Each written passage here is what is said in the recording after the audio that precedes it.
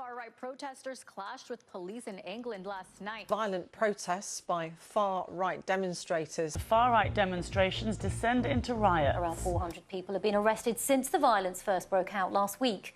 The Prime Minister, Sir Keir Starmer, says thousands of specialist police officers... The UK is one of the major hubs of Western culture and boasts the sixth largest economy in the world, with a GDP of $3 trillion. It birthed some of the world's most brilliant artists, the Beatles, Led Zeppelin, the Rolling Stones, and is the birthplace of some of humanity's finest literature. But the society that once dominated the globe is now coming apart at the seams, with inflation and social upheaval raging across the country. Why is this once great global leader now the home of enraged mobs determined to set fire to refugee shelters? And why is the home of the reputable BBC and Reuters now a breeding ground for internet disinformation? In the years following World War II, immigration policies were rather liberal, as formerly warring nations sought to build up their diminished labour forces. Migration was slow and steady, and economies were generally strong. Once economies in Europe and North America were on an upward trajectory after World War II, nations created individual immigration policies that aligned with the Convention relating to the status of refugees, also known as the 1951 Refugee Convention, or most commonly referred to as the Geneva Convention of 1951.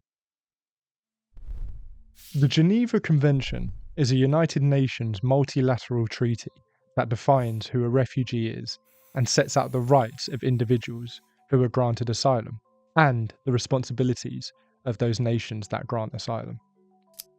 The Convention also sets out which people do not qualify as refugees, namely those who are considered war criminals, or those who have persecuted others based on a set of protected grounds.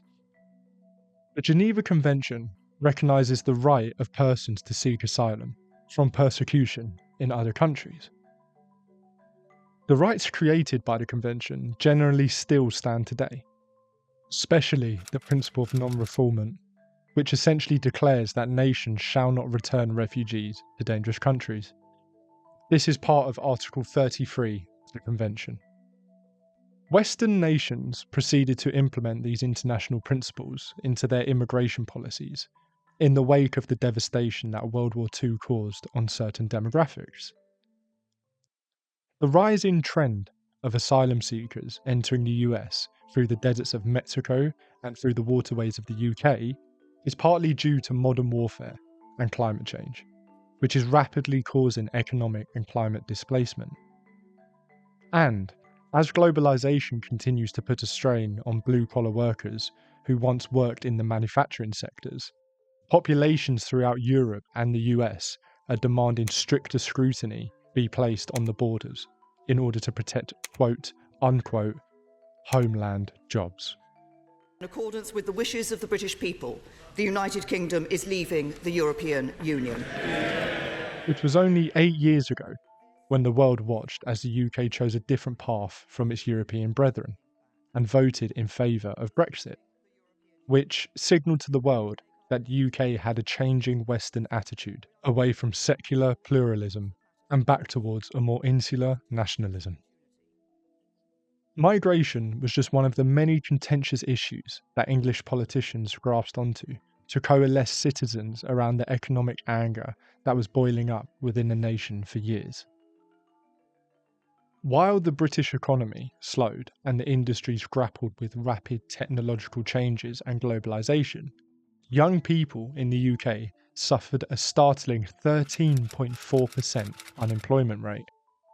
In July of this year, in response to this rising tension, the UK returned to the Labour rule after years of Conservative dominance, which centred in a large part around the Conservative campaign slogan, "Stop the Boats," and an accompanying campaign policy proposal known as the Rwanda Plan. On April the 14th, 2022, the UK government's Conservative majority announced that it was going to send certain people seeking asylum in the UK to the Republic of Rwanda, where the Rwandan government would decide their asylum claims instead of the UK. If their claims were successful, they would be granted asylum in Rwanda, not the UK. This was to address increasing numbers of people reaching the UK without authorisation. The UK government said the plan would deter people from arriving in the UK on small boats across the English Channel, a key priority for then Prime Minister Rishi Sunak, whose party was seeking re-election. As of June 2024, 11,247 people had crossed the English Channel since the start of the year. Despite the Conservative Party's push towards a more nationalistic and anti-immigrant campaign stance, in July of this year, Labour politician Keir Starmer became the new Prime Minister of the UK, signalling that the country was ready to take a turn back towards the type of welcoming, secular pluralism that has been a symbol of modern Western democracies since the end of World War II. Starmer even announced that his government would be cancelling the Conservative Rwanda plan, so it looked like the UK had turned a corner. But then, the riots happened. Immigration is now again at the forefront of the UK's national discourse. After days of shocking events in the United Kingdom, police have arrested more than 1,000 people in the waves of unrest. Demonstrations devolved into looting and violence, which included alarming attacks on burgeoning immigrant communities in the UK. The trigger was the brazen murder of 3 young girls on July 29th in Southport, a quiet northern English town that was thrust into the national debate by the tragedy. The horrifying knife attack targeted a dance class where young children were playing and dancing with their mothers. After the attack, waves of disinformation inundated the UK airwaves, funneling anger at entire swaths of people, mainly migrants and more specifically, Muslim migrants.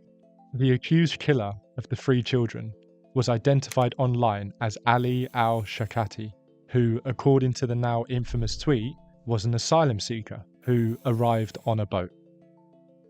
This was later debunked by various reputable sources, and the alleged killer was later found to have been a UK-born citizen by the name of Axel Rudakabana. But by the time that accurate information came out, it was already too late. Those already angry about the rapidly changing demographics of the country set to the streets and began their rioting at a local mosque, which then sparked a wave of anti-migrant riots throughout the nation. Riots even erupted in Rotherham, which is an unassuming market town in southern Yorkshire. But Rotherham has been anything but quiet recently, when a violent mob attacked a building housing scores of asylum seekers.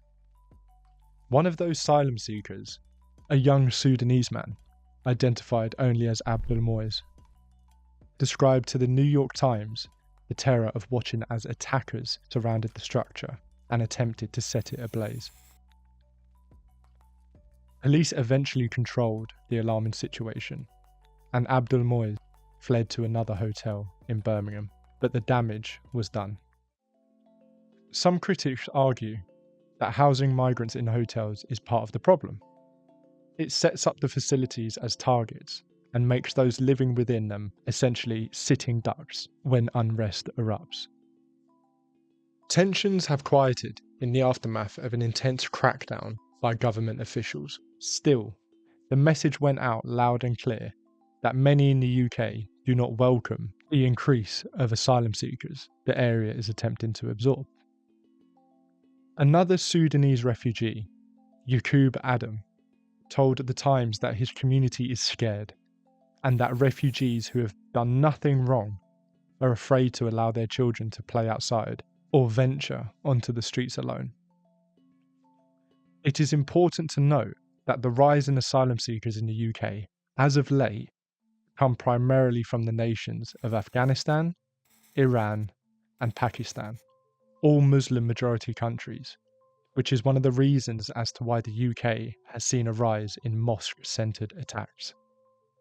More recently, Sudanese asylum seekers have entered the UK at a much higher rate, as the UN has announced that Sudan is now in the throes of its second civil war and is officially a nation in famine. But why is this anti-immigrant sentiment spurring so much violence in such a well-regarded Western democracy? What economic anger is bubbling beneath the surface? Well, first and foremost, the UK has an ageing population. Like virtually all Western nations, the UK is undergoing a drastic demographic shift. Part of the sweeping changes are simply due to the ageing population. As of 2022, roughly 12.7 million residents were aged 65 and over, or 19% of the total population. A half century earlier, that tally was only 7.5 million, or 13% of the population. Now, consider the coming half century. According to the Organisation for Economic Cooperation and Development, the OECD, the elderly segment will balloon to a startling 27% of the UK. What does that mean for social services for a population that values the societal safety net? Simply put, fewer and fewer people will be in the workforce to pay taxes to support the retired. Currently, 100 workers contribute to the maintenance of approximately 33 members of the ageing population, and those numbers are moving dangerously close together. Then there's the burgeoning rate of international migration. With a stagnating birth rate, the only stimulus for UK population growth in 2024 and for several recent years has been migration. Projections are for an additional 500,000 to 600,000 new UK residents each year as we move through the middle of the current decade. Understand that the net number is quite high by historical standards. As recently as the 2010s, the UK's net immigration, the number of people moving elsewhere combined with the number of international migrants arriving on its shores, was only 200,000.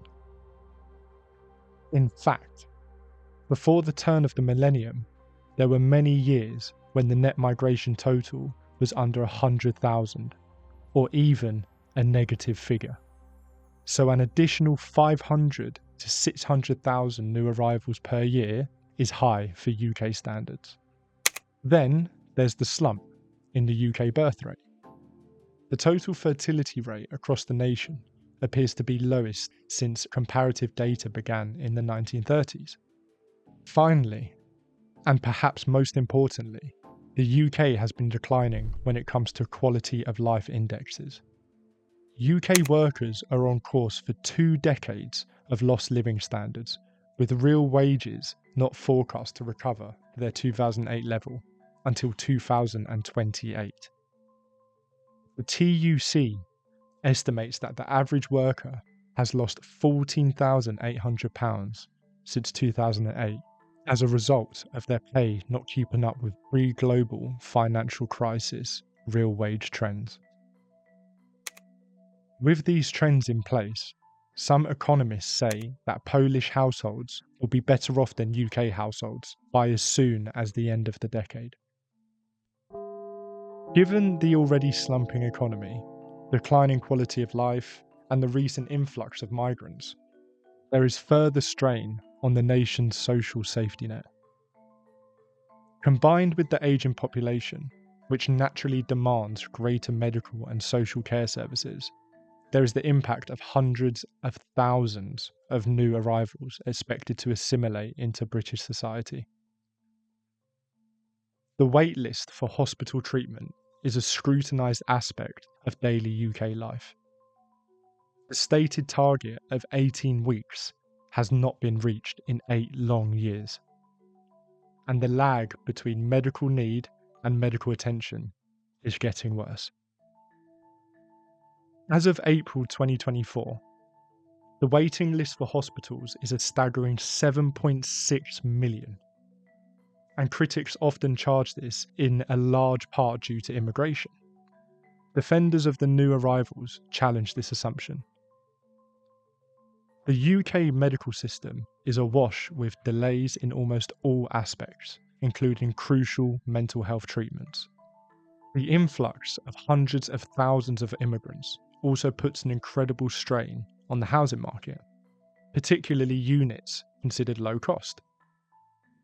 As recently as 2020, the number of affordable housing units in the UK was 20%. That has fallen to only 16%. Because of this, there is widespread dismay over the impact of allowing unprecedented number of migrants to settle in the country and the availability of housing. National and local authorities appear unable to solve the drastic shortage of housing. This only exacerbates already existing tensions between native Brits and new arrivals. As with many of its former EU colleagues, and given these troubling trends, the UK is seeing a sharp resurgence in populism. These movements tend to follow economic hardships and foment a rise in nationalist movements. But how are these trending economic hardships translating into the mass mobilisation of anti-immigrant riots? Well, oftentimes it's the power of social media. For better or worse, and much to the consternation of previous generations, news in 2024 travels much more quickly than it once did. And in the UK, it is certainly no different. Many blame the reach of platforms such as X, formerly Twitter, and many other social media staples for fomenting misdirected anger after the killing of the 3 young girls in Yorkshire. Conspiracy theories and utter disinformation spread like wildfire following the UK killings. For some, this is ample reason enough to clamp down on social media misinformation. Many in the UK government are considering a new review of the contentious Online Safety Act, which saddles tech giants with the responsibility of suppressing information deemed harmful or inaccurate. CNBC reported that unnamed government sources believe authorities will look to make it even more difficult to disseminate information deemed as hate speech or incitement of violence following the nationwide riots. Not all of last year's Online Safety Act has been implemented, and some are calling for a faster rollout of the social media crackdown, given the recent social media-fueled unrest. With this recent bill, the UK government has the ability to levy fines of up to 10% of a platform's global revenue, or £18 million, whichever is greater. There is also the threat of criminal liability for tech giants, and internet service may even be denied to those judged as non-compliant. As for the recent riots, they may prove to be impetus for yet more social media control. Proponents believe that content moderation is necessary to protect vulnerable communities from disinformation campaigns, such as the ones they charge led to the most recent unrest. They believe that safety is paramount and that free speech rights do not include the right to spread harmful material or incite violence.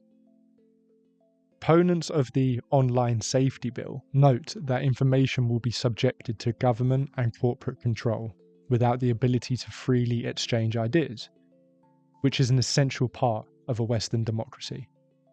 Opponents argue that this is simply censorship thinly veiled as online safety. They are also charged that personal privacy and the right to express oneself are under direct attack.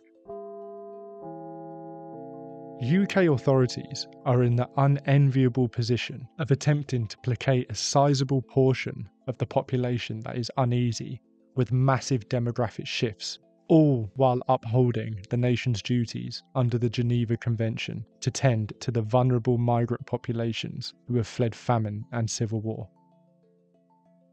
The UK will need to find ways to promote Western values like free speech, pluralism, and equality, while simultaneously clamping down on the type of speech that incites racist and xenophobic attacks. Although an arguably admirable effort, it is unlikely that the UK will be able to take on big tech in any significant way, especially given the fact that the country is already having trouble dealing with its own internal politics. Brexit, inflation, diminishing birth rates, ever-growing healthcare waits, and now, nationwide riots.